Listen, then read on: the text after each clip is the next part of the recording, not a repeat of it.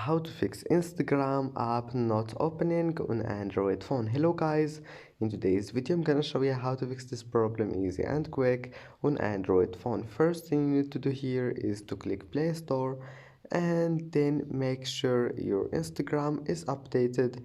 And now let's move to the next step.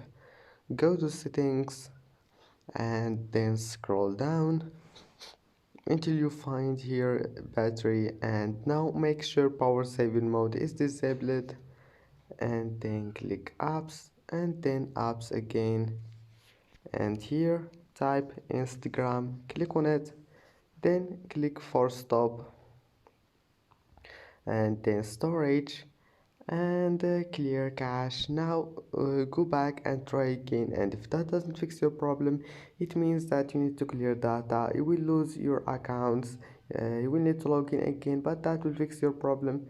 Click on it and click OK, and that's it for today's video. Don't forget like and see you in the next video.